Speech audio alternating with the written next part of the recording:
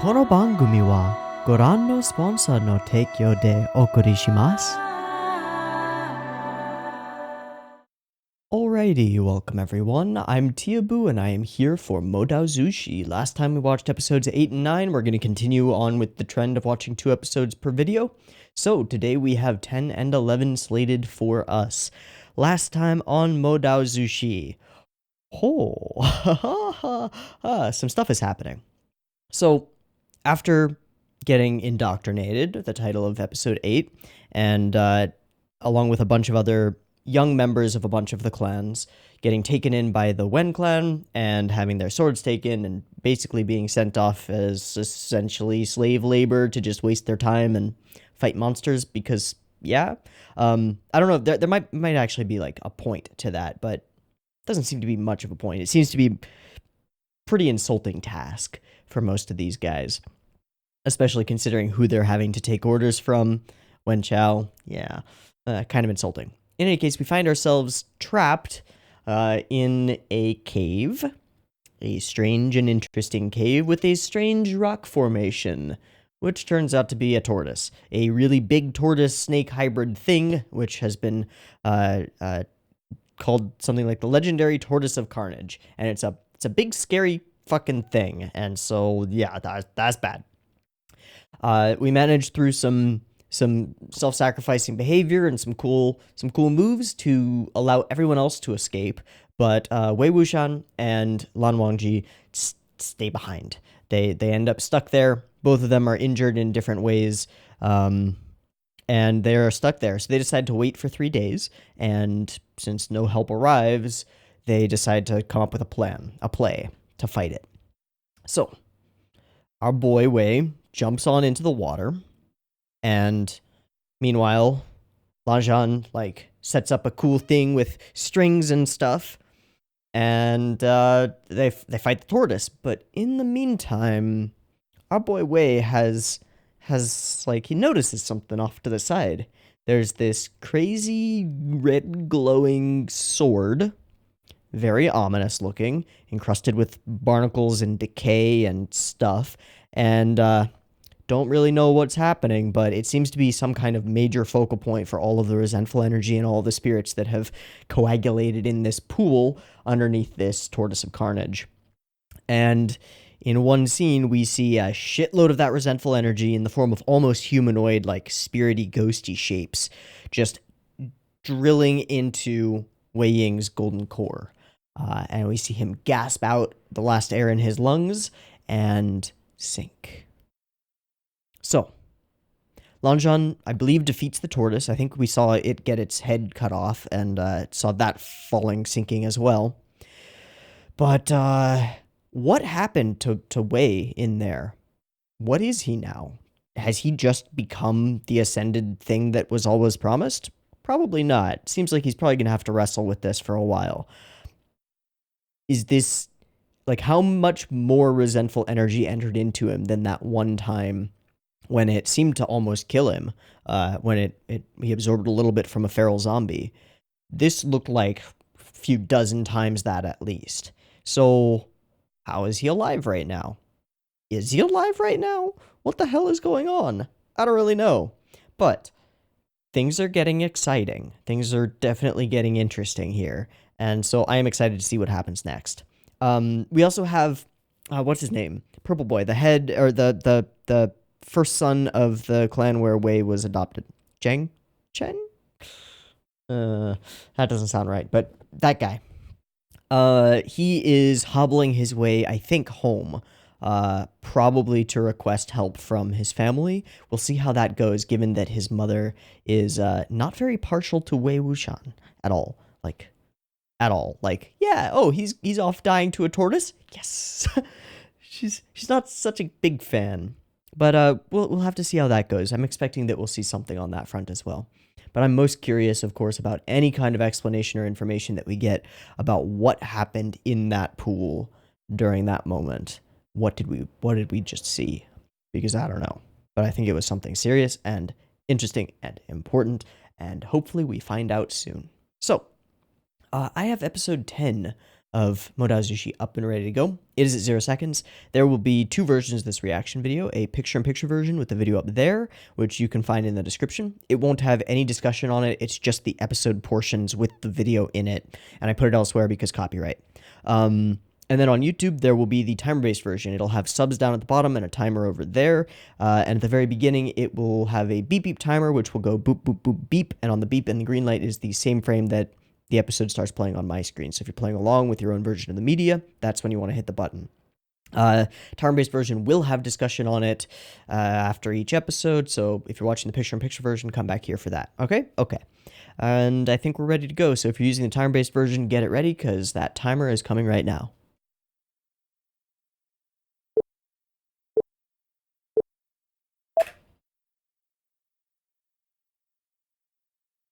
Cool. Looks like everything is recording properly. We're good to go.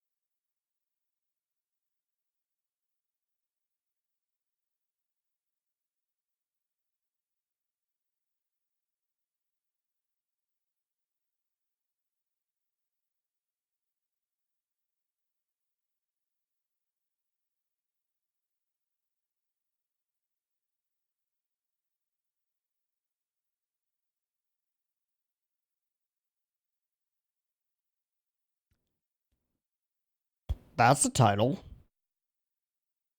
That's loud.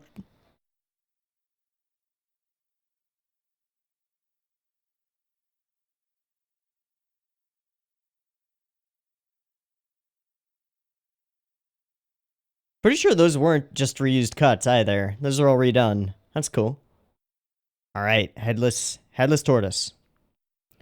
But there are bigger fish to fry.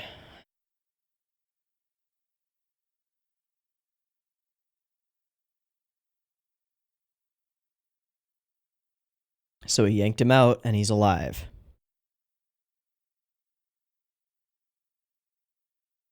Something's going on.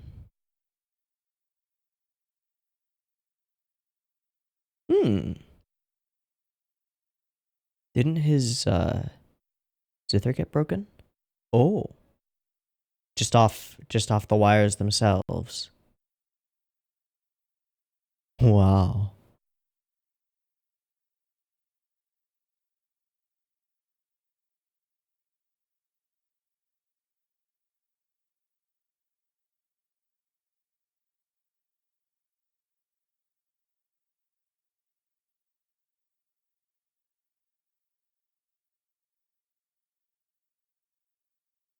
Ha. So that would mean that that's a song that he wrote.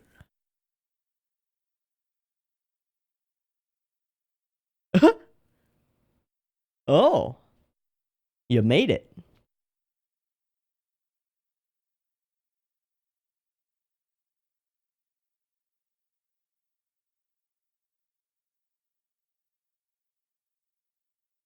Jesus. Oh. Yeah. Did he return to...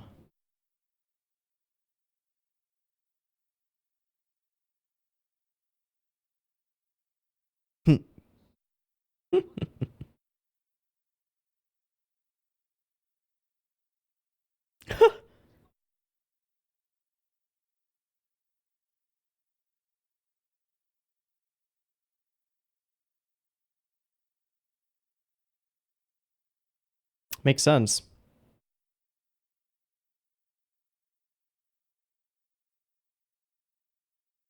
Ooh, that looks tasty.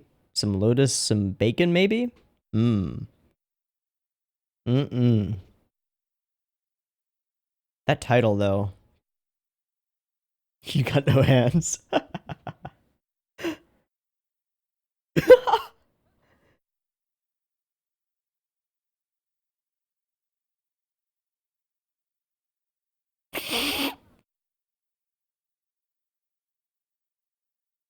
Succeeded, too. Yeah.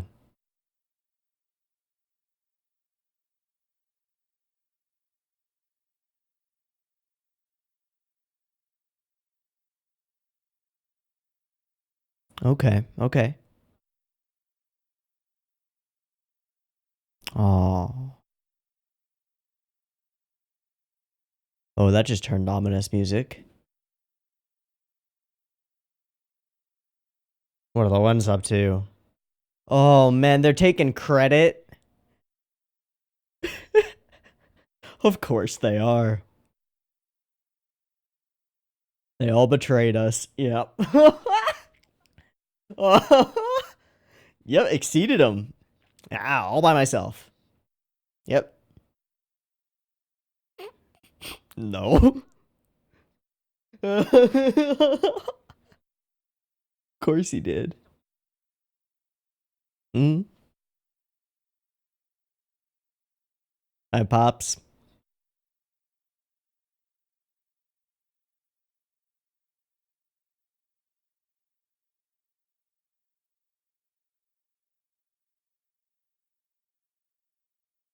Hmm.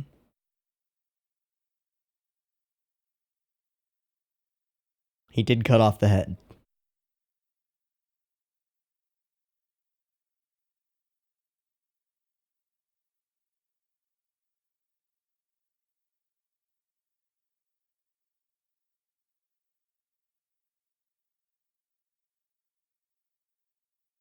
Hmm.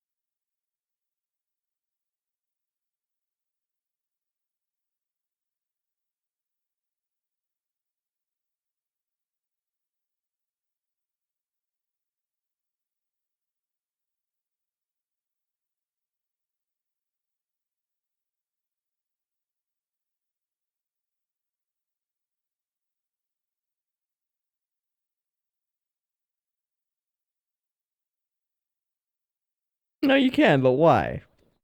Why are you here?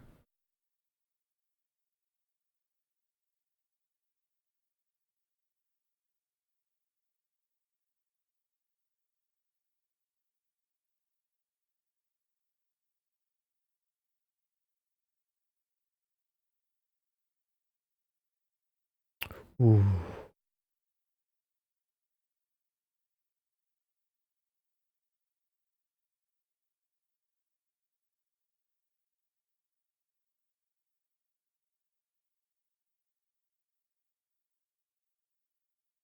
Oh. Oh. That explains some stuff. She buys into that rumor a little bit. She can't help it, can she?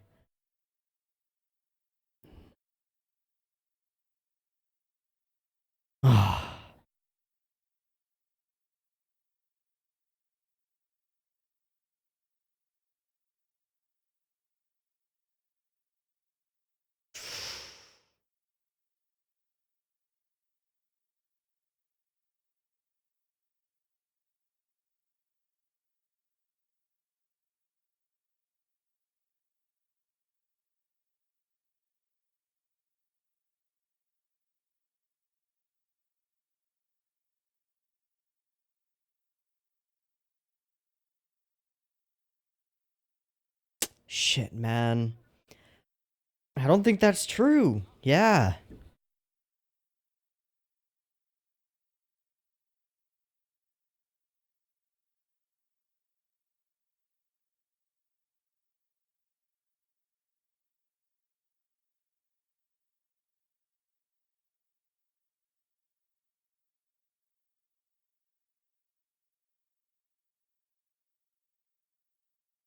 Yeah, you did good, man.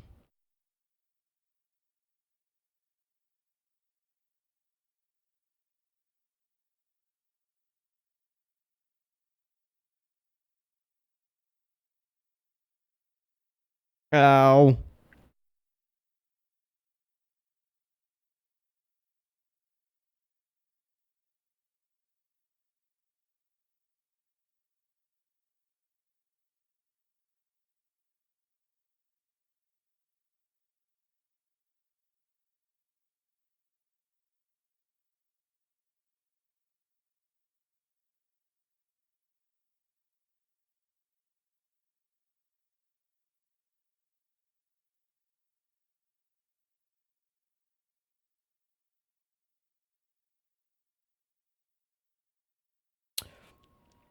I'm sorry for not saying anything for like the last 5 minutes, but this whole sequence has been so awesome.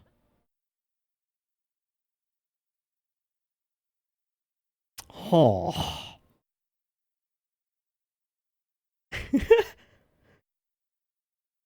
Uh, uh, how'd you fuck up? How'd you fuck up? Few of them.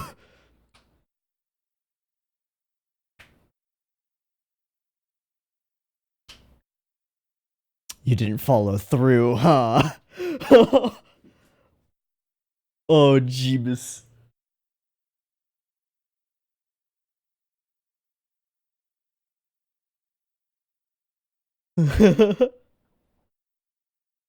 So if you were gonna do a bad to any of them, you should have killed them all. Finish what you started. Finish what you started.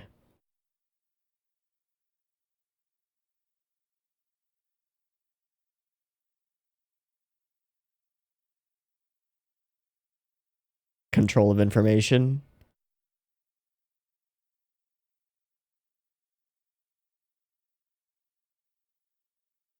And if they don't...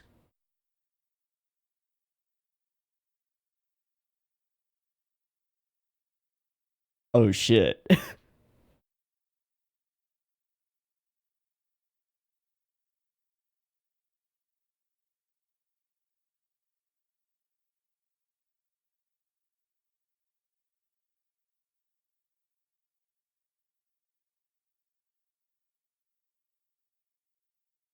Oh.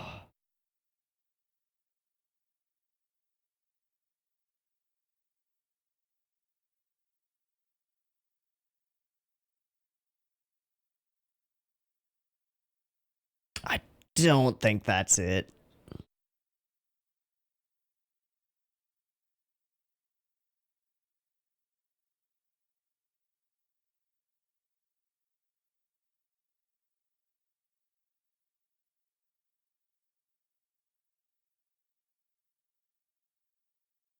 Okay, it's a boat.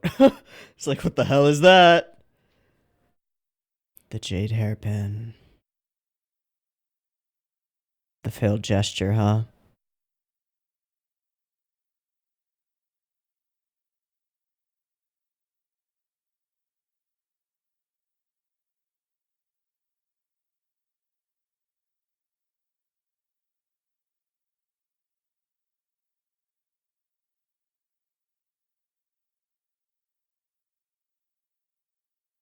And dad just left. Ruh-roh.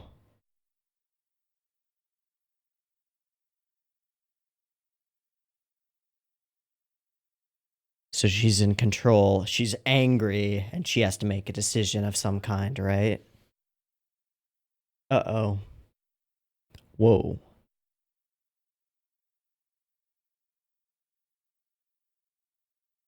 Oh wait, no, that's made of slut, right? I I der says you. All right, now this is a cat fight I could get behind. All right, let's go. Let's go. Suddenly, I am so on Madame U's side.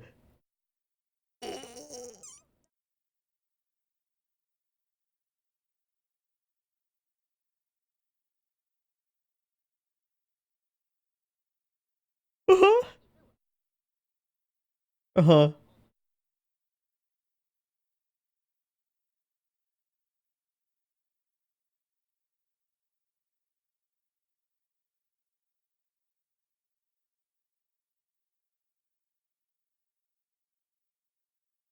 Who's a what?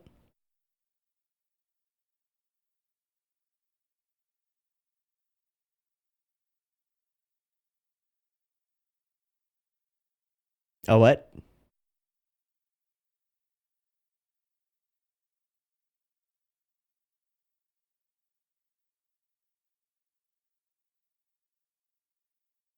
Oh, that's some bullshit. Oh, that's some bullshit. Somebody smack her.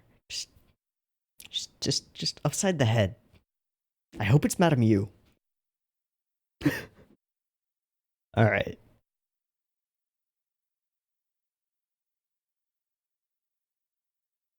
Yeah, the fuck else do you want?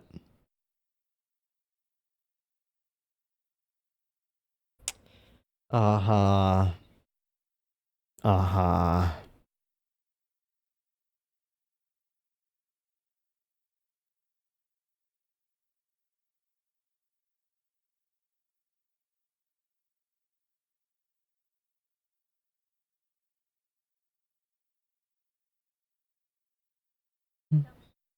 Mm-hmm. She would be amenable to that.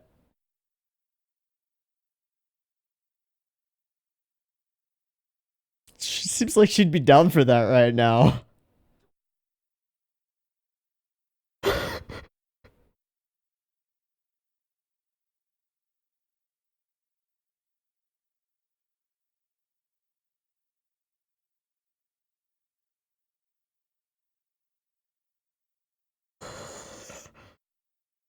Oh.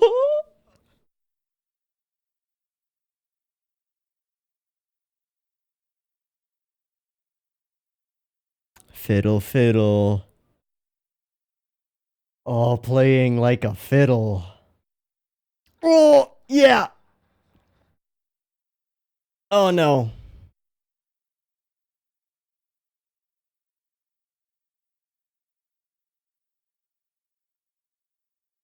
Is that?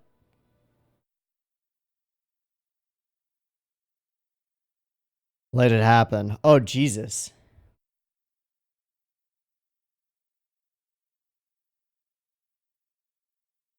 Yep.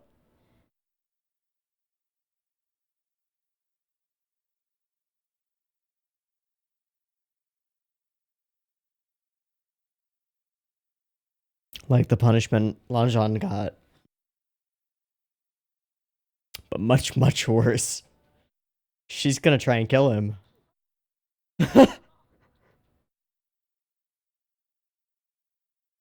She's not gonna stop.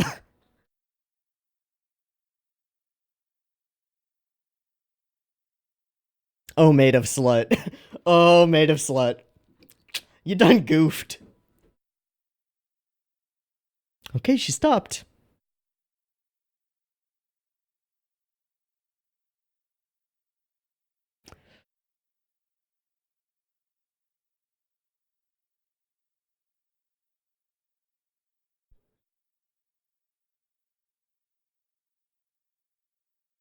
Hmm.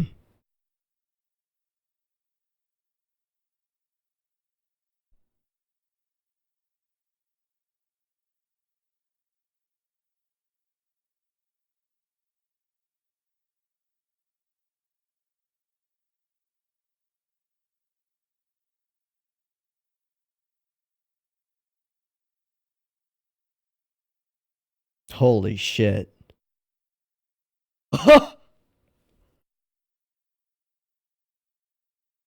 She's down. Oh no.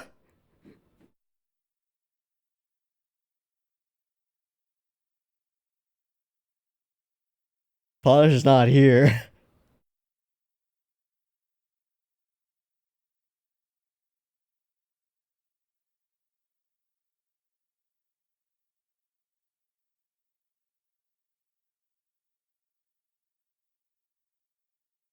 The what? Sorry, you didn't mention that. Oh, so this wasn't enough.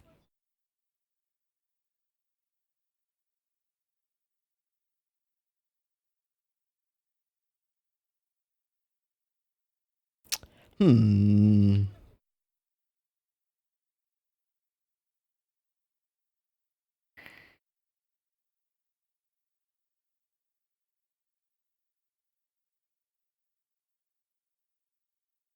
Take orders from you. Now I think you fucked up.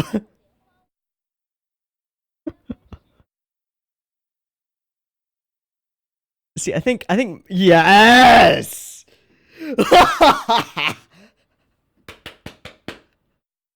Oh, with the backhand with the ring. Mmm. So I'm down to punish Wei Wuxian, but you fuck with my town?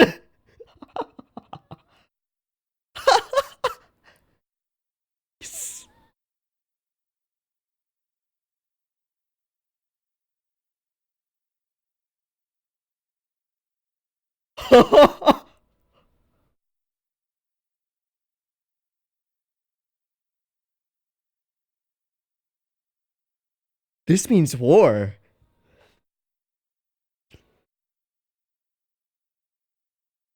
Wow, the vitriol in the voice actress.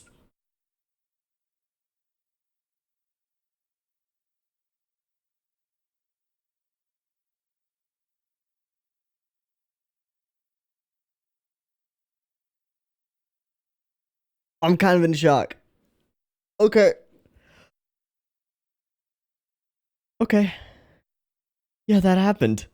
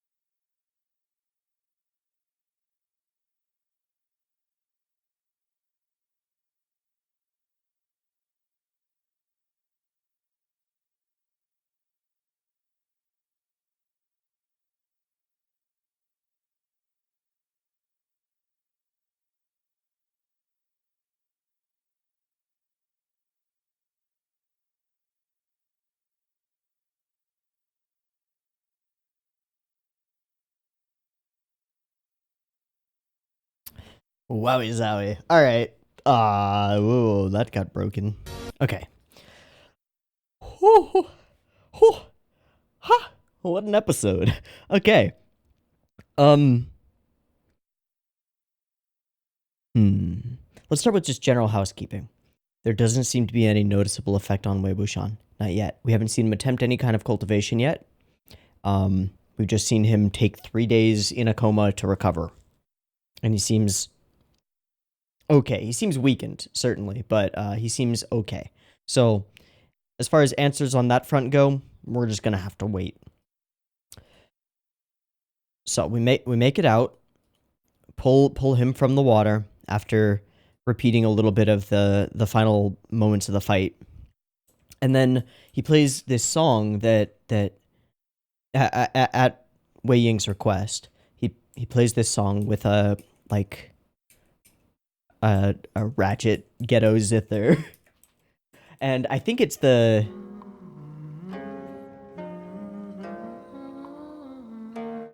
I think it's the ED song, the first one, but I'm not positive. In any case, so that's a song that he wrote. Maybe you just like made up in that moment. I don't know.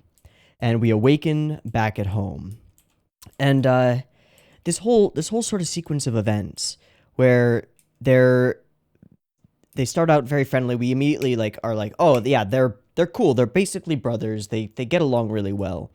But all of this belies the tension that's sort of like underneath, which comes to the fore in this episode.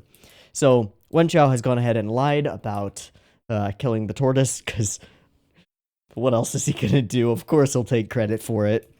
Oh, and also tell everybody that everyone else was rebelling against him, because of course they were.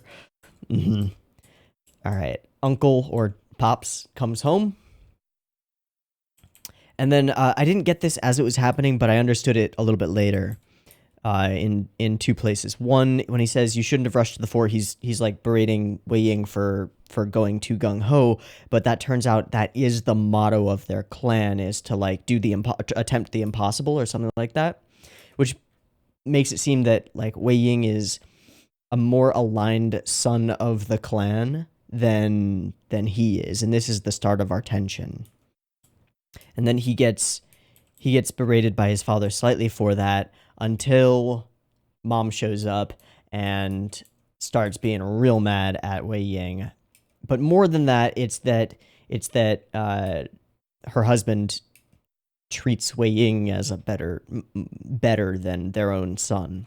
Now, there are two explanations for that. One is that he is harsher on him because he expects more from him and wants his actual son to be the leader of the clan. But it's hard to say. But then we get this other wrinkle, which is the thought that potentially Wei Ying is a bastard son of her husband. That seems to be the thing that we're hinting at here. And rumor though it is, and it doesn't seem to be true. It seems pretty clear that it was his subordinate, or like a follower of his, and a maid or something, who seemingly fell in love and gave birth to Wei Ying. But he treats him like his own son. It's almost like a Jon Snowy situation here, is actually the first thing that came to mind once we started going down this thread. It's like she's very much a Catelyn Stark kind of character at this moment, like a woman who definitely stands for herself, but has been like tamping down on this frustrating like circumstance for a long time. And just she doesn't want to hear about these rumors, doesn't want to believe them, but can't help but wonder, right? And just that fact that she can't help but wonder in and of itself pisses her off. So Cultivator Without Rules, the title of, okay. Clan Leader Jang still holds certain feelings for a certain sign round. Okay. Speculating if Wei Ying is your, yeah. And he tries to, man, we finally get it out of yeah, we finally get it out of him, get his frustration out. And he did do a solid, like, to trek back on his own, injured, and get help. Yeah, it took time, but he did it. And he did good. But he got no respect for doing so, right? And then this is rather symbolic and straightforward. Punches the wall in frustration, and the family members only sign falls. So he lets it all out, and then Wei Ying gives him that good talk, gives him that good speech. Like, no. Listen, man. I'm not trying to take anything from you. We're the homies. You and me. We're in this together. We're going to be the two heroes together. Although we know, because of where we started in the story, that things may not go that way. but very, very cute. So we return to Chao, the diminutive, and he is getting berated by his father. Why? Because he didn't follow through.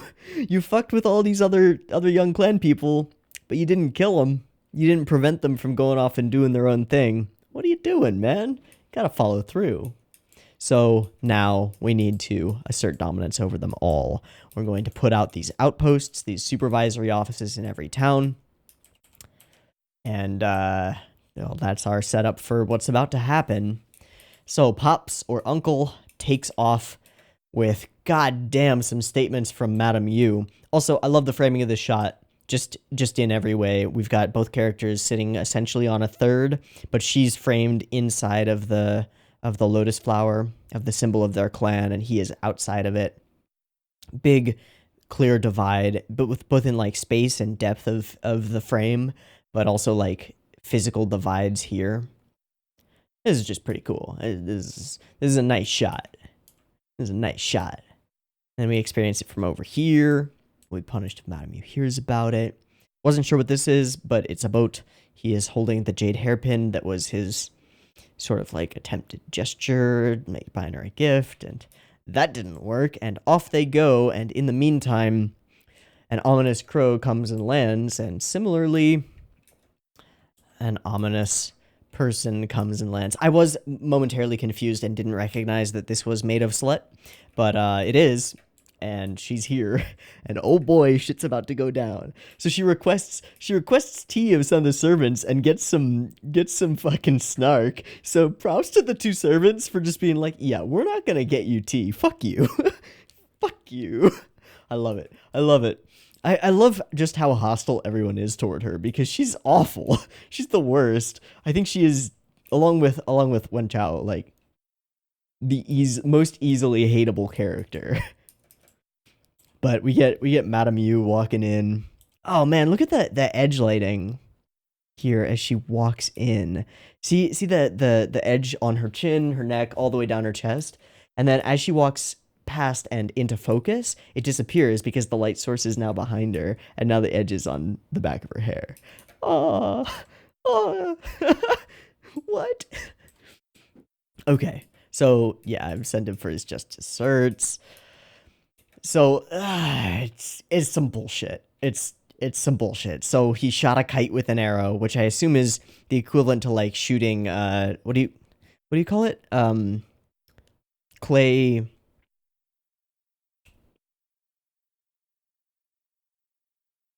I forget what you call those. But the things that people shoot with shotguns for fun. You know what I mean? Like practice.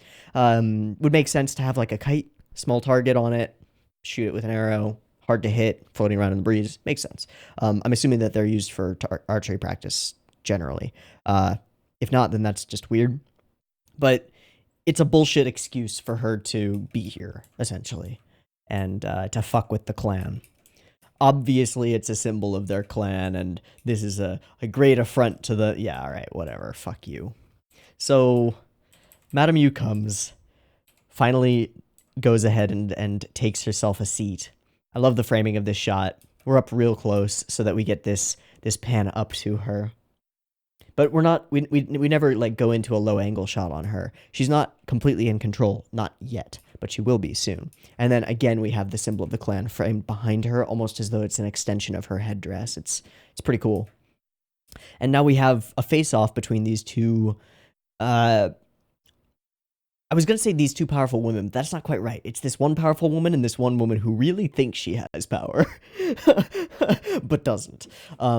Now, she has the ability to go and whine and complain to people who do have power and can bring the hammer of Iron Fist of Wen Clan down, but she herself is worthless, essentially. So I believe that the sword that's tossed into this place in front of Wen Chao, I believe that's Wei Ying's sword.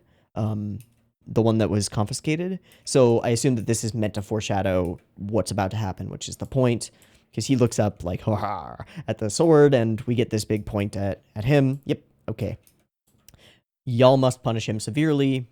And what's so interesting here is the timing, because on a different day, She might not go along with this, but today she is not happy with Wei Ying at all. She just cut ties with her husband, like, over that. She's looking to vent a little bit. And if that means whipping him with an electric whip a few times, oh yeah, she's gonna do that. So she just totally nixes her son's complaints.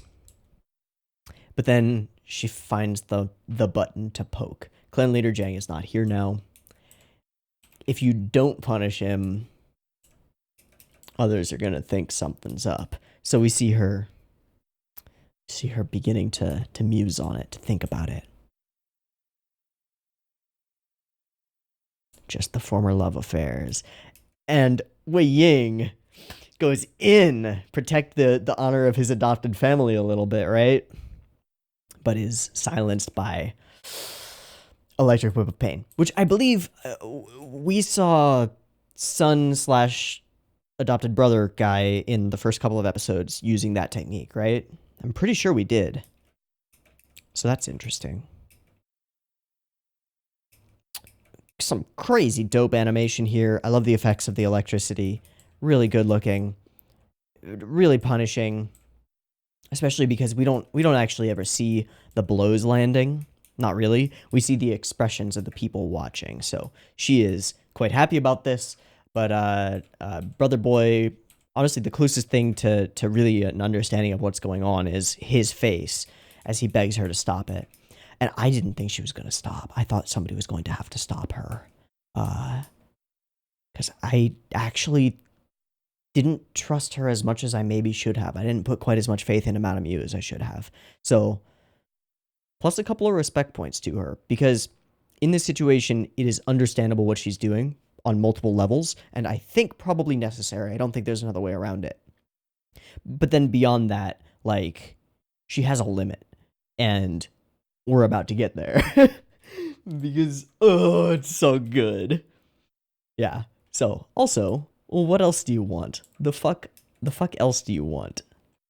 Yeah, what do you want? So we get this moment, back off, and now here we get the low angle shot. There. So, full control, absolutely in power. And he supplicates as well.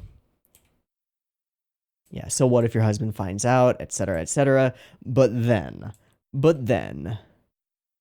yeah, the little, oh, she's so awful. Okay, and then she brings up the supervisory office. Right, the supervisory office. Excuse me? Oh yeah, about that. We're gonna do that. We weren't sure we could trust you, but you know, since you followed my orders. Okay, a little strike here. She didn't follow your orders. She did what you told her to, but for her own reasons. She was not complying. Not really. So, thinking that because of that, she's gonna be suddenly the most loyal subordinate of your clan? No. And we go straight from here, right into, now I announce that Lotus Pier will be, well, bam. Get fucking smacked. I believe I said at the beginning of this, that I was just, like, hoping somebody would smack her upside the head. Oh, it's glorious. Oh, it's beautiful.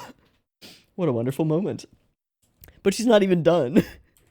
She goes for a second smack. Backhand. Oh my god.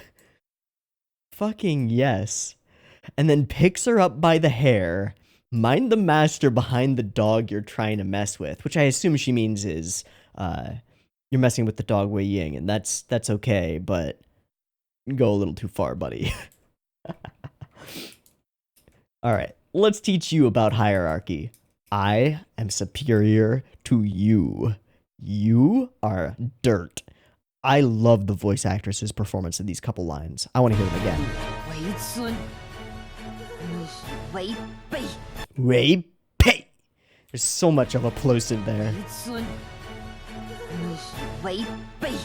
Oh, it's just venomous. Oh, it's so good. Love it. Love it, love it. Okay, well, this means war. Like, to kind of call back to what when Rohan was saying about following through. If they don't kill her, she's going back and she's gonna tell them some of the truth and confabulate a bunch of other stuff and talk about how horrible they are and how they're actually scheming to take over and like undermine Wen Clen's influence and how they must all be murdered immediately. So war. Oh fuck. Now the other thing is like, where's the disaster in the episode? Like, we were promised disaster. Disaster Arises was the title that we got. But no real disaster itself has happened. Except for this. This is the catalyst, isn't it? This is the disaster. The moment that everything in the episode builds up to. Making Madame Yu emotionally compromised. Making everything else like make sense for this to play out in this precise way. And now I feel like, as much as I agree with Madame Yu for doing this, I feel like this is probably a long-term mistake. Like, we needed to buy more time. So, what's gonna happen now? What are the repercussions of this gonna be? I don't know. I do not know. And at the same time, we've just like backburnered anything with Wei Ying and resentful energy stuff. What the hell happened in that cave? I don't know. Whereas Lanshan probably mourning his father. Otherwise, I don't know. Oh boy. Expectation on my part is she's gonna go home to WinClan and complain, and something bad is going to happen. But I don't know. All right, there's only one thing to do, and that's to hop on into episode 11 and find out what we're gonna find out. So let's go ahead and do that. I'm gonna do a quick resync, make sure all my videos are recording properly. So I'll see you in a flash. All right, I've got episode 11 up and ready to go. Let's hop into it. Timer goes here.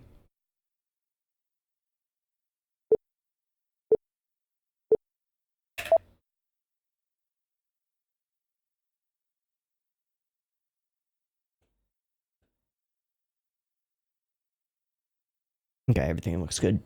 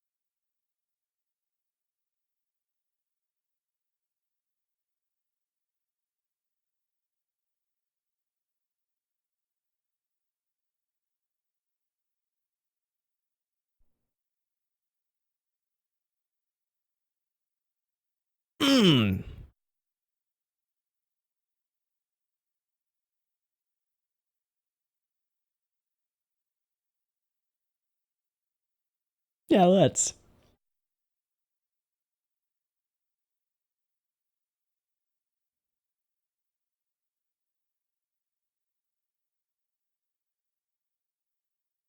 Yeah, what are you gonna do? Yeah.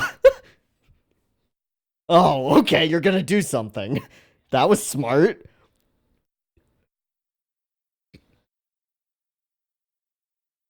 Uh. Oh.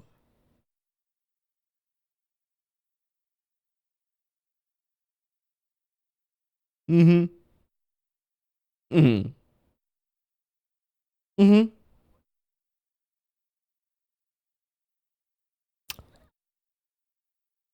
Oh my god. I mean, the only option is to kill her. Uh-oh. Uh-oh. Golden core destroying fuckboy. No, no, no, no, no. Nope, that's bad. Madam Yu?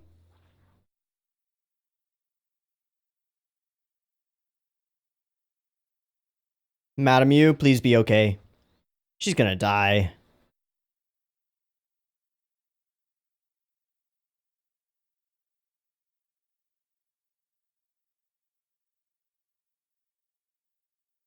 So is he here?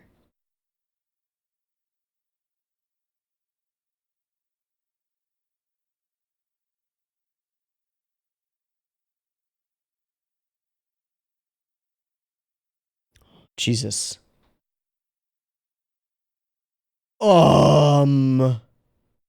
Excuse me?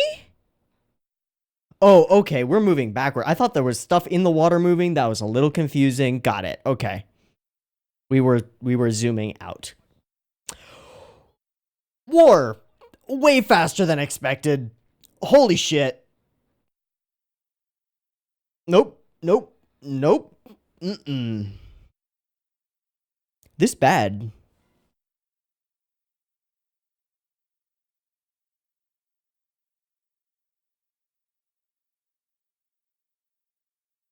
All right, that's nice.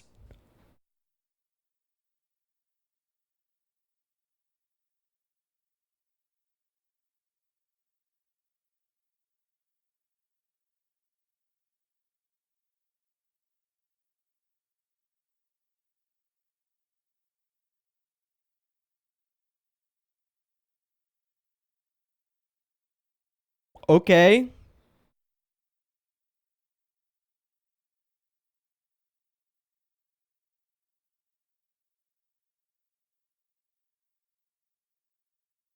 Mm-hmm. This is Pops. This is the same scene. Yep. You wanna maybe go home?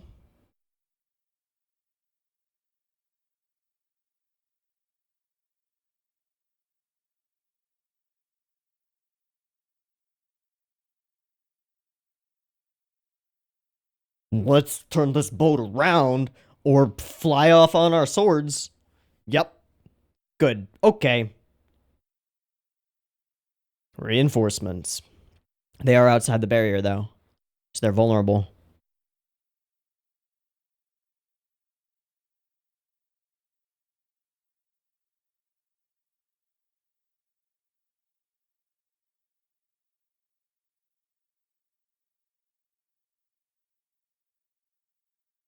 Oh, geez, no. Well, there goes your barrier. Brutal.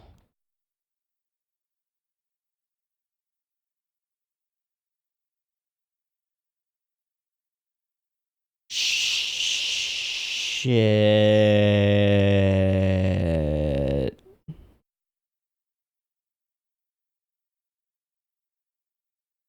Oh, this is so cool.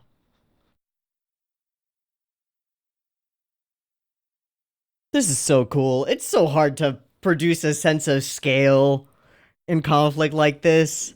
Oh, man.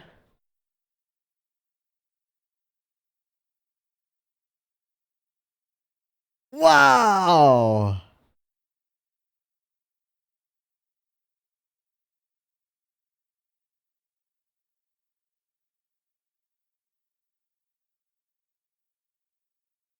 Is this a character song? Is this a character song from Madam Fucking You? She's gonna die. Oh no. Oh my god, no. Oh, that's so cool. What?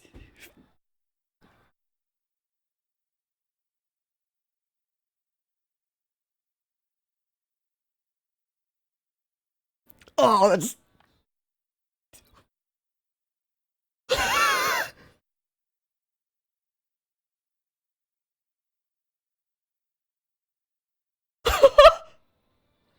Hi.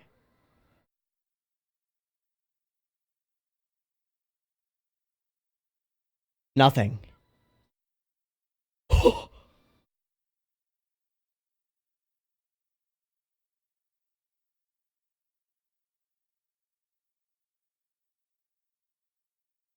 And choreography. Oh my god.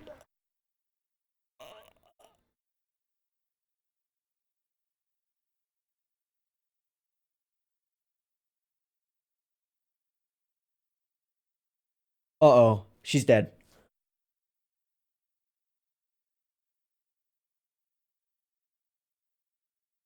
Not yet. Oh, it's the ring.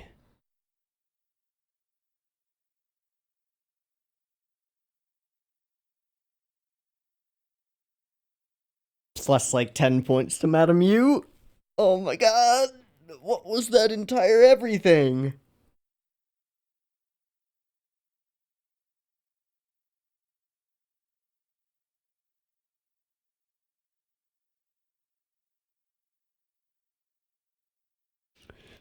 We don't have time.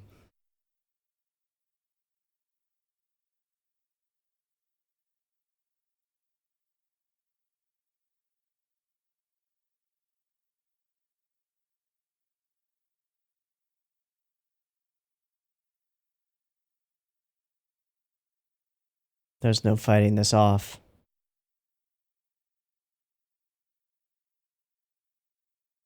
Is she gonna give him the ring?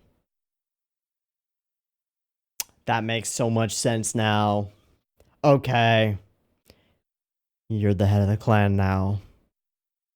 You're all we got. So it's not taken by them. She's staying.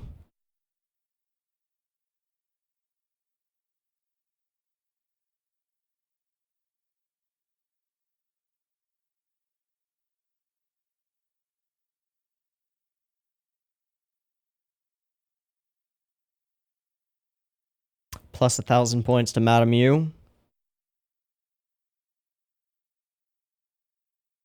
Nope. Wow, for a hug.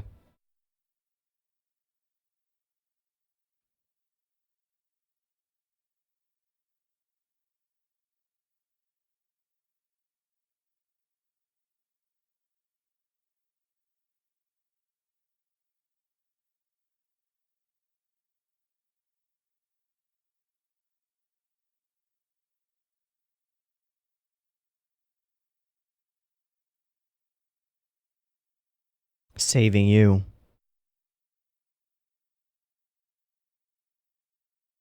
Against your will.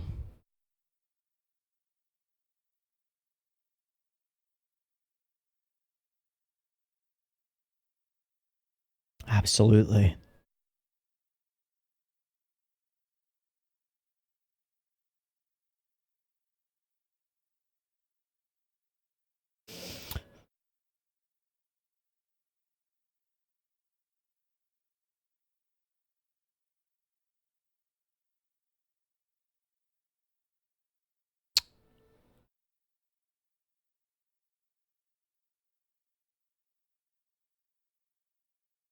And he is coming back.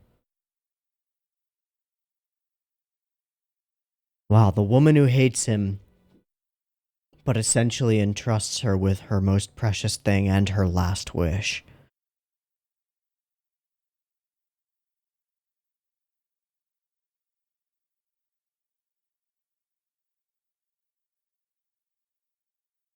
Wow.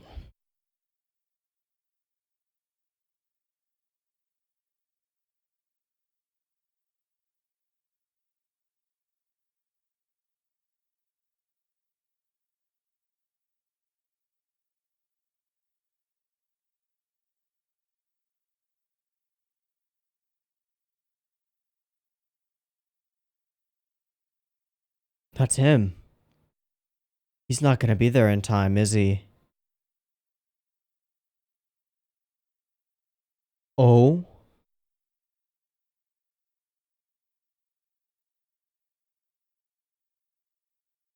Is there no longer a part of the clan?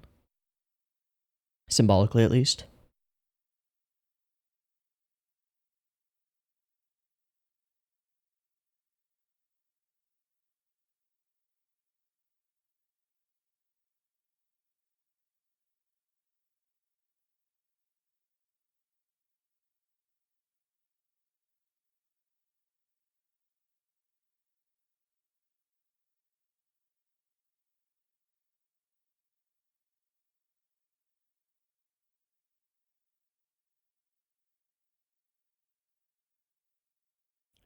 Fucking whens.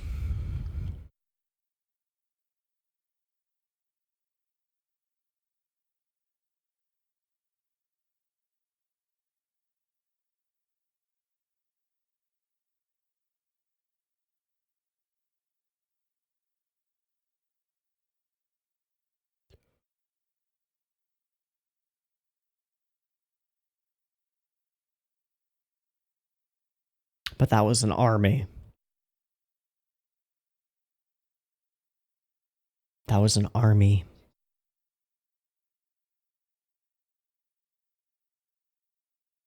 All your friends? All your classmates?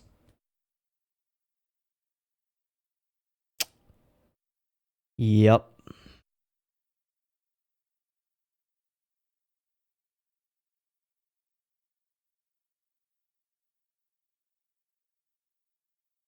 Who was that? Would that be Wen Ning?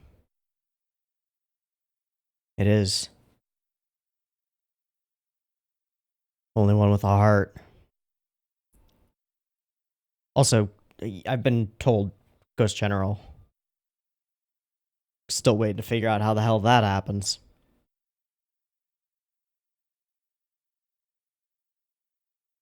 Wow.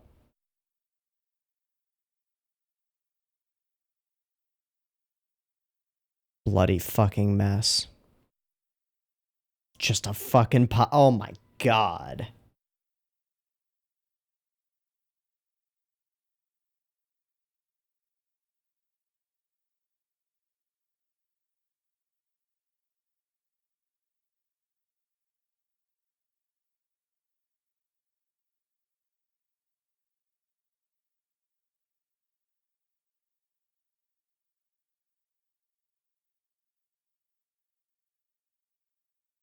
Is that?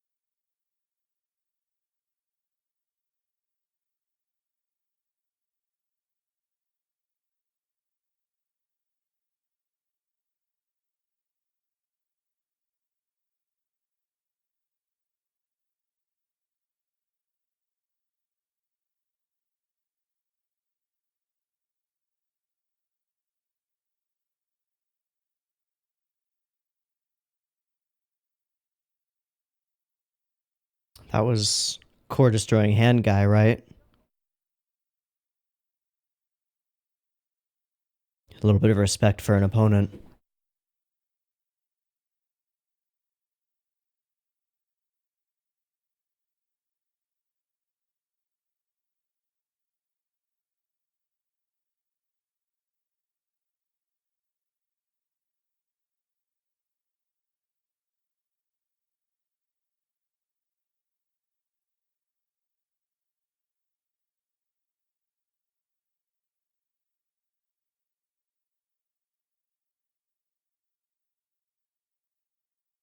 And the hairpin between them.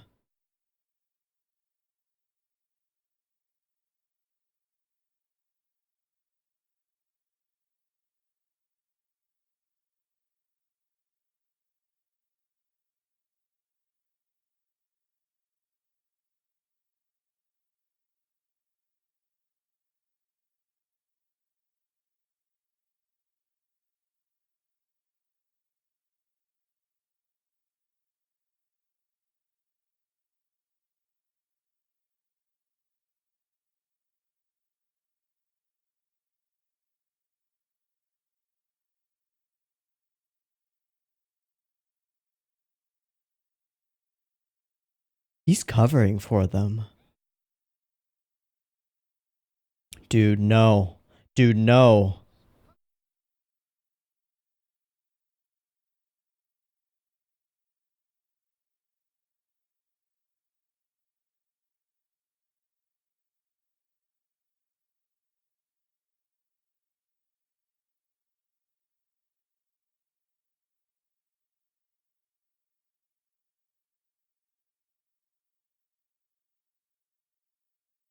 Uh-huh.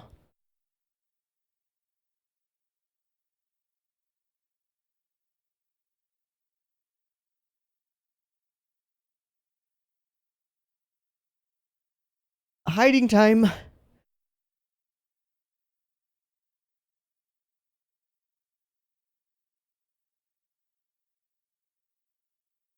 The corpse float to the surface. Fucking wending again.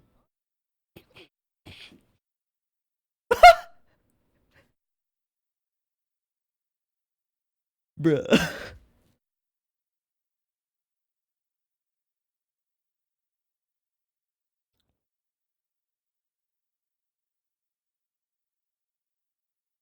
Here, that's kind of what he wants right now. Your sister. Your sister.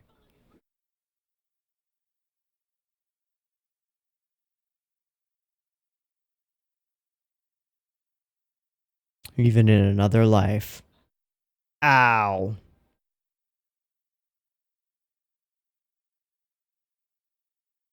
Can't help but blame him, can't he?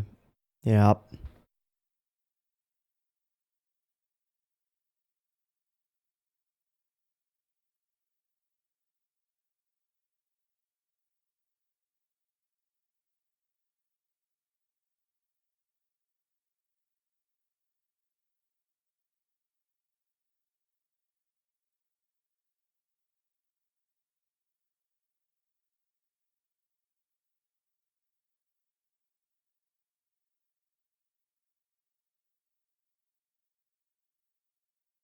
Is he about to...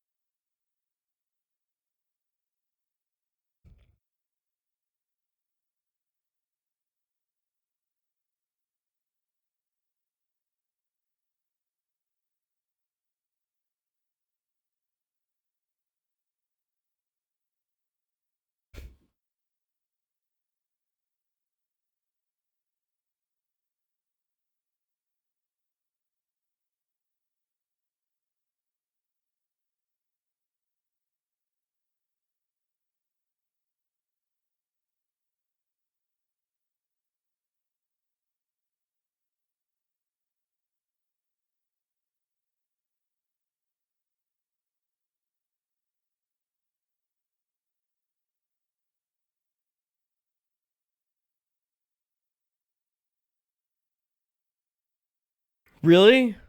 Really? Now's the time? Real...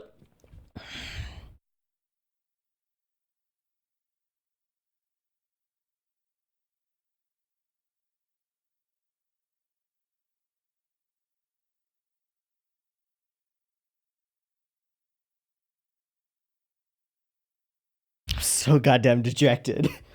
Oh.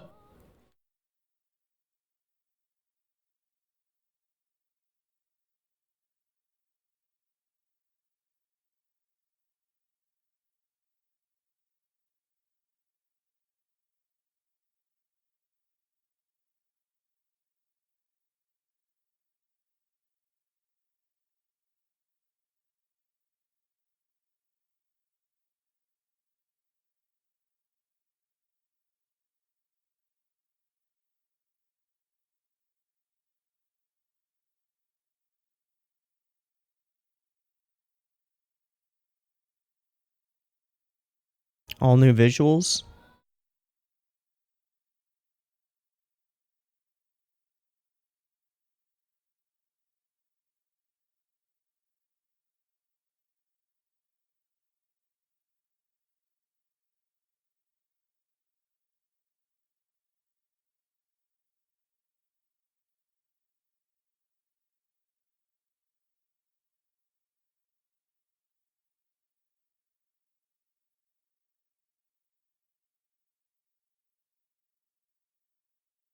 Hmm.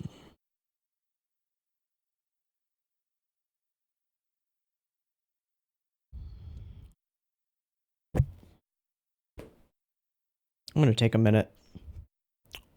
Go sit outside for a little while. Sometimes when I watch an episode of a show that's really extraordinarily good, as this one is, I have trouble at the end figuring out where to start and what to start talking about. Not so much where in the episode to start or anything like that, but at what level of discussion I want to hit it at. Because well, there's the writing, which is sort of the rock and the foundation of everything else. And generally, if the writing is good, then regardless of anything else, there will be some merit to watching the show or watching the episode. So usually that's a pretty solid place to start. Most often in these situations, I find myself gravitating toward just talking about the production because it's the most straightforward to look at and point out and talk about what I think of it. But in a case like this, everything is so intertwined that like it makes it difficult. So let's start with the foundation, with the writing, with all of the setup that built to this. And I'm gonna come at this from the perspective of this episode is about Madame Yu and Uncle Jung. This is about them and their relationship, as has been set up over the last, I don't know, 4 episodes. More. It's about them.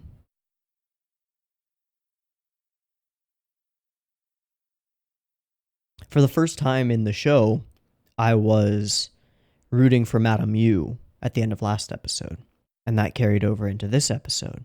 It helps that we start with the scene of her smacking the shit out of Maid of Slut. Really helps. But that's part of the point, and that's part of the way that this is made to hurt. And it does. Oh boy, does it hurt.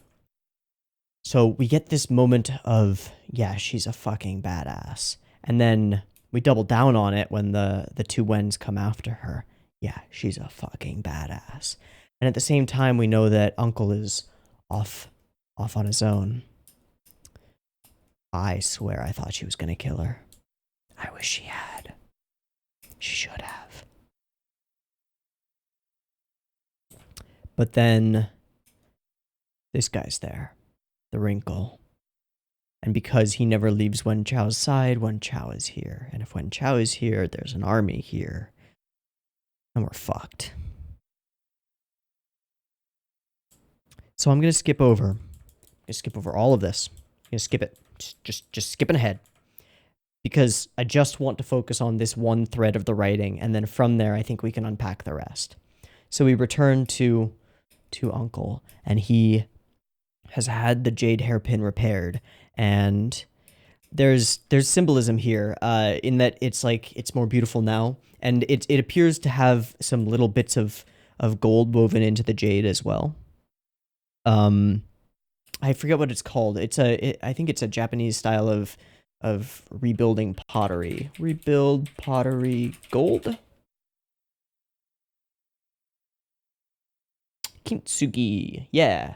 Golden joinery. The centuries-old Japanese art of fixing broken pottery using gold. Yeah, golden joinery. So, okay. Here's the way that I think about this. The jade hairpin that was broken and then reforged is symbolic of their relationship. It becomes stronger after it gets reforged, right? It becomes more beautiful after being put back together. So in this moment, there's a hope that this can be mended. And then this is played up even further when we get some of Madame Yu's last lines, which we will get to. But just as soon as that hope appears, it is dashed by the realization that the barrier is up. Something is wrong. Something is very wrong. So, Golden Core destroying boy just brutally charges through people and wham, wham, wham, down goes the barrier. Fuckity, fackity, fuck. And then at this point, actually, we're going to skip over this too. I will make a note that to come back here because this is the point where we get a sense of incredible scale in this conflict. And then at this point, we get what I think is a character song for Madame Yu.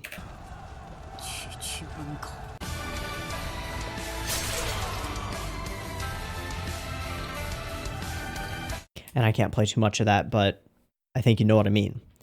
A character song for Madame Yu. We get her walking through flames with blood spraying in slow motion with her hair waving. This is the badass moment for Madame Yu. And it was at this moment, if you go back into the reaction, that I said, oh shit, she's gonna die. Because we're giving her all of these badass moments, and we gave her the song. And we've got this thread being set up with the husband on the way back home, and he's not gonna make it in time. It just works. This is what I'm talking about the writing. And what's kind of amazing is that, okay, at this moment, I am convinced that Madame Yu is about to die. Did that change how I felt about her dying? Did the fact that I saw it coming change any of the emotional impact of it? Well, if you go back through the rest of the reaction, you'll see me like the entire time. So no, it didn't. That's a testament to the production. A testament to putting everything together. And goddamn, this moment where, like, they've been quarreling for the last couple of episodes. The three of them, all of them, against each other, quarreling. But when shit hits the fan, when the clan is under attack, we walk out together. Oh, what a fucking moment.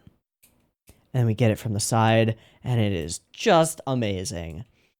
And then we get some dope-ass electrical whippy stuff, some dope-ass fighting, amazing choreography. Like, oh my god, the choreography is genuinely amazing.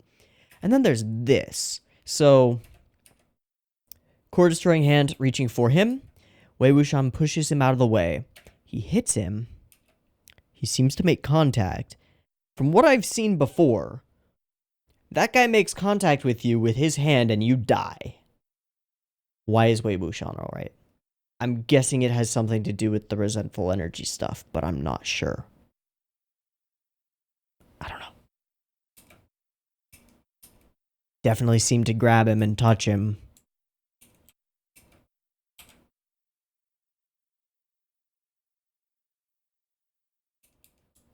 And then, like, let's go. God, the general production. This moment, the choice to just have this moment, like, this isn't in the writing. Somebody had to script this out and storyboard it and decide that this is the way that we were going to do this attack. And the flash of light that scatters onto him, it's just, it couldn't be better. You know? Like, I don't know how you could make it better than it is. That's how good this is. That's crazy. We get this sort of classic, almost a tropey moment. You know, this is Harry and Voldemort, or two Jedi doing Force lightning at each other. This is classic. Two colored, bright, flashing lights with explosions and energy coming out of them, and fucking it's so good. And then we get into a detailed, highly choreographed fight scene that, like, each of the characters' motions throughout makes perfect sense. Every time he's flipping around, he's doing it to dodge a specific attack. But then there's also the fact that the camera is, like, moving wildly throughout this scene. And not only is it moving wildly, it's moving wildly. Yes, the backgrounds are dynamic, are CG, but all the animation is 2D. Like, maybe they used 3D stand-ins to figure out how they're going to shoot it, but it's all 2D.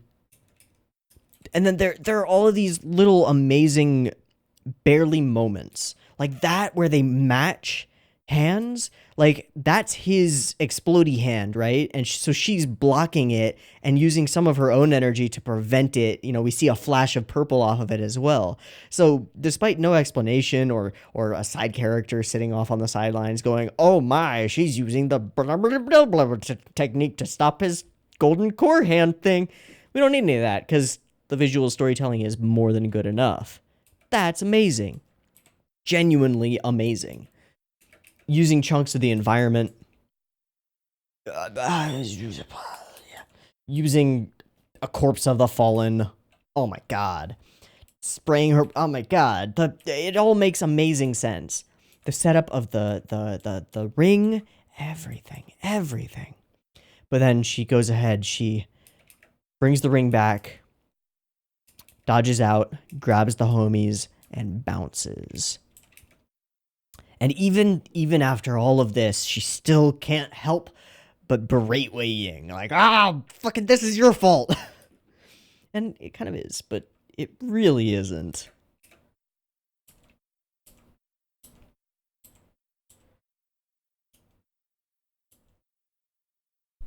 Do you still not see the picture? It's over. It's over. Our home is gone. Today's battle is inevitable. So she passes the ring down, which explains why we see him with it. Pieces falling into place. And he realizes what she's doing. You're not coming with us. Look for your sister. Don't ever come back. Now, the triple take is a classic action scene thing. You'll see it in Kimetsu no Yaiba. Kung, kung, kung. 3 impactful shots in a row give us a lot of oomph to a certain scene. And here, it's not used in any of the fighting beforehand. It's used only right here for a hug. Because we don't need to drive home the impact of an action scene. We need to drive home the impact of this parting. And god damn it, does it work. It works. Never come back. Mom. Wham. Wham. Wham. And then she takes the sword from his hand.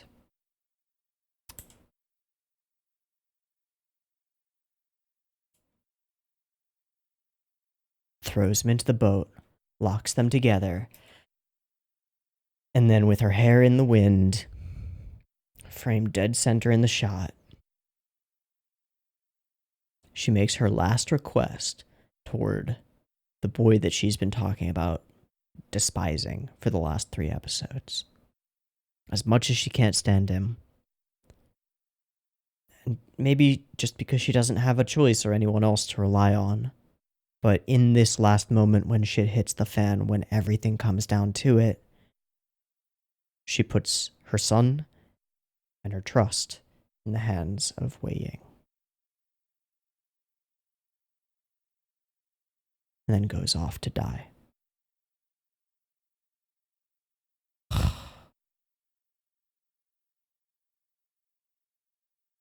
Protect him with your life. Do you hear me? I'm only asking you. Do you get it? Do you understand? And then, I believe there was a line here. So composed for a moment. And then, so human. All of this has happened in between that moment where she and her husband walked away from each other. And that's been eating at her this whole time. So what if he doesn't come back? And then she recomposes herself. Can't I live without him? Can you? She whirls and turns away. And that is the last they will ever see of each other in this life. So then we see the father pass over.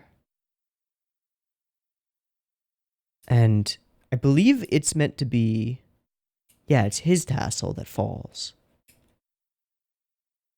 Don't know when it would have been severed, but perhaps when she took the sword? It's the only thing I can think of. But his tie to the clan itself is gone, right? What's the point of having that symbol anymore if there's no clan attached to it?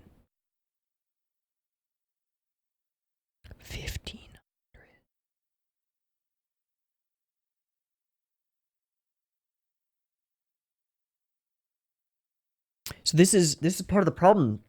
Like, this episode works on so many levels.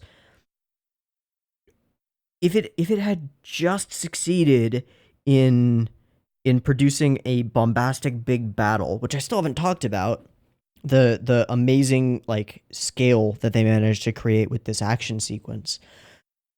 If it had just managed to do that, it would be excellent. But it managed to do that. It managed to pay off this wonderful thread of Madame Yu and her husband and their broken relationship.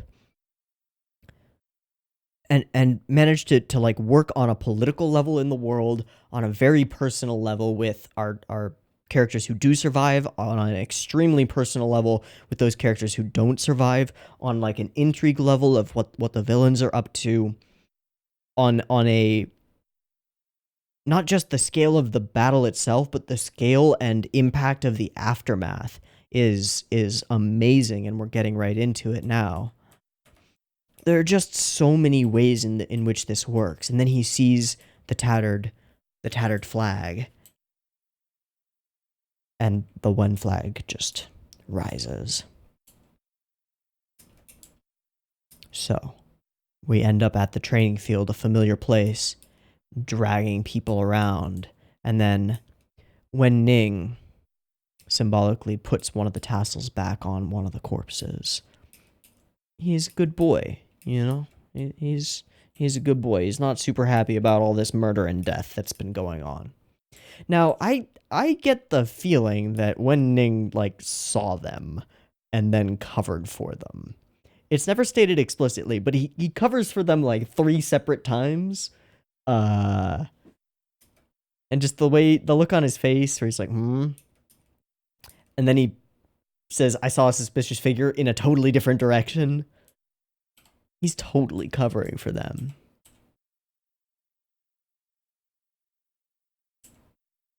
Little details like the blood that just slowly drips down this this post here. Crazy. And then the incredible scale of the horror. Some faces that we recognize. I believe that these two are the two women who were standing there, who were requested tea. Yeah. And then this guy was one of their friends. All of them. Just horror. Just corpse piles. And then, I mean, I think this speaks volumes. Like, you could just be like, yeah, this is just a Wen Chao and made of a slut moment. But it's more than that. It's that they're standing there in the middle of all of this destruction and chaos that they've caused. All of these dead people around them. And they're flirting like fucking assholes.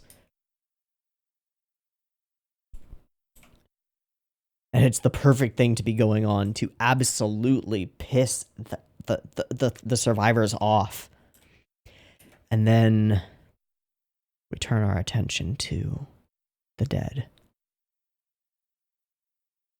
And we get real heavy on the symbolism. Got the headpiece, or the hairpiece.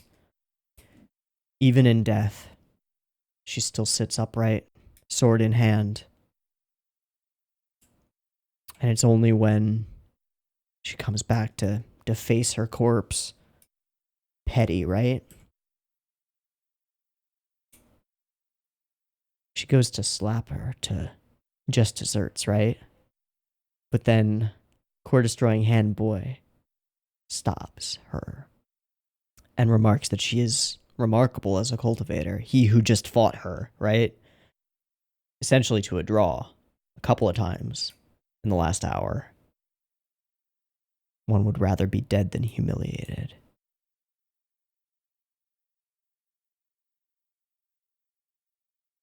And then we turn, and he's dead too. Blade through his chest. Core destroyed, heart impaled by a nobody. Pulls out the blade in a little flash of light. Off of the gold, mending the little hairpin. And it is beautiful. The blood stains in a splatter that mirrors its shape.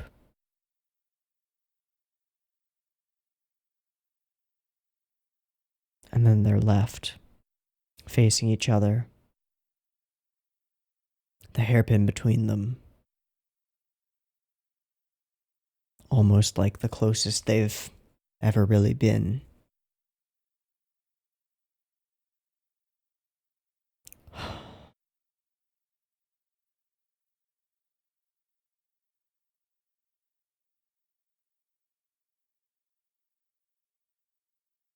Damn.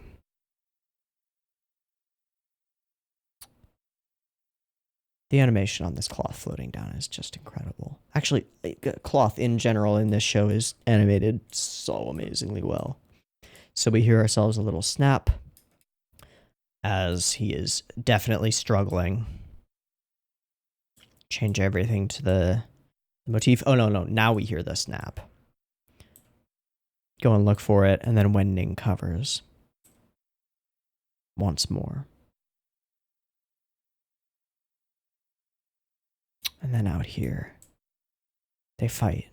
And out here, it all comes out again. Why? Why'd you have to save Lan Zhan? And bring all of this onto our family? You can't blame him. You can't. But you can. You can see why he would. It's so complicated. It's so good. And it hurts. Ow. Fuck you, show. And then, okay, so we get... what's going on here? I'm going to just frame by frame through this to see what these flashes were. I figured that they're intended to just be stylistic. No, what is that?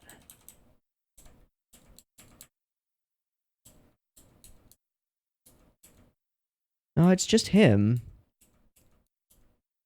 We go through these flashes and he cycles through different facial expressions.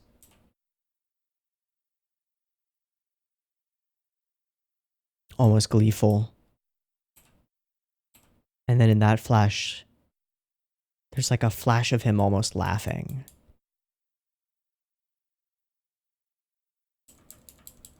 Yeah, when he tilts his head back like this.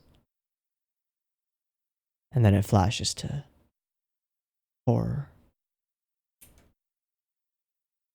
And then he cries.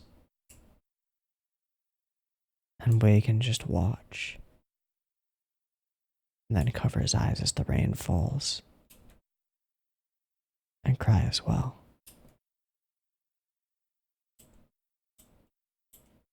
New visuals in the ED.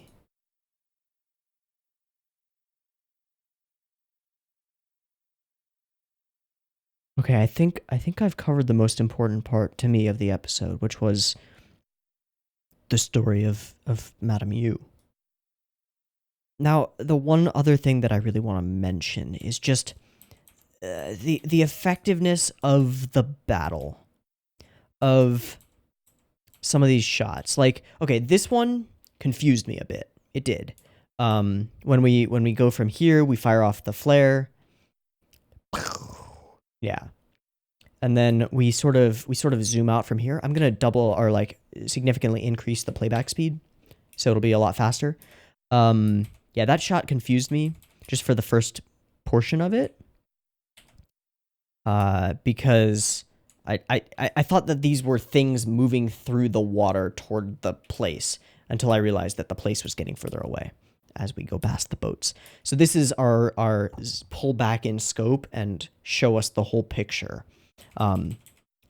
Immediately after we've had this like one small, really dope, super well choreographed, amazing effects all the way through battle, we expand the scope of what's going on. Got ourselves a Wen Chao, and we've got ourselves a war. Initiate the shield formation, set up our big ass bubble. Some of the effects here are just really good. Like you couldn't do this without the digital age. You couldn't do it. Could not do it. Pointless resistance. Okay, covered that. Back here, the one-man army. We bring down the barrier, and then I think it's right around here. Once we start loosening those arrows, Shield formation is breached. Fire.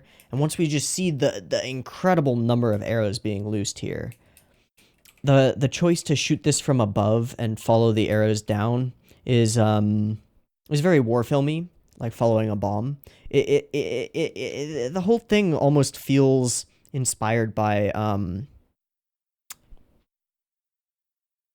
by certain war films. It's interesting. That shot in particular, like you can hear the whistling of the bomb dropping. It's like in Pearl Harbor. Hell, even Doctor Strangelove, you could say. And just the scope of the destruction becomes so clear, and especially in this shot here. Let me slow it back down, because I do just want to see this entire sequence. Okay, so we've got, like an air raid coming in. Got artillery fire coming in. And then we've got this sequence of just a sea of battle. And it's all animated pretty fucking well. And then we zoom up and sort of disconnect the camera from its static location to pull out and show us that the entire town is burning. That this is fucking war. And it's that with which we turn our attention to Madame Yu, the centerpiece of the conflict. The queen, essentially. And her song kicks in, and the badassery starts. And we just whip through what we can. But it's nowhere near enough.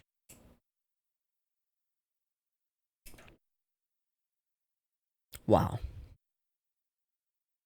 Wow. And all of that is just talking about what happened in this episode. Not even really bringing up any of the things that were paid off in this episode that were set up in previous episodes. And I still haven't said anything to speculate on what the hell this is gonna do to the world. I have to assume that the other clans are just gonna be scared to shit. They're gonna bend the knee, right?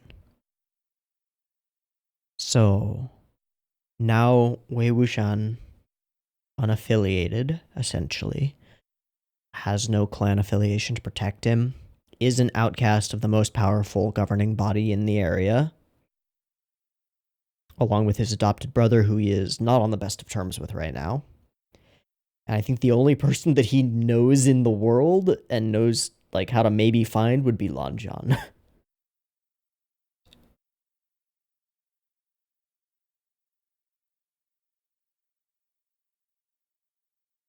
I also would speculate that somehow this... Well, I've said a few times in previous reactions that I expect something to back Wei Wuxian into a corner and force him to utilize his demonic cultivation stuff for a purpose at some point with no other option. This seems like a pretty good start down that path. Cut off all your friends, everyone who cares about you and could protect you, and make you an outcast and an outlaw. Sounds like a pretty good start. Let's go wander around in the forest for a while.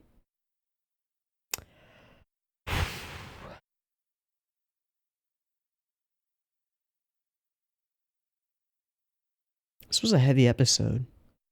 Made me cheer, almost made me cry, definitely made my jaw hit the floor a couple of times. Heavy. But really good. Really good. Alright, I'm petering out, so it's about time to wrap this up. I've been Tiabu. This has been Modazushi. Episodes 10 and 11. Oh. And what a pair of episodes they have been. I hope you've enjoyed these two as much as I have, and I hope to catch you next week, where we're going to watch 12 and 13. Okay? Okay. Peace.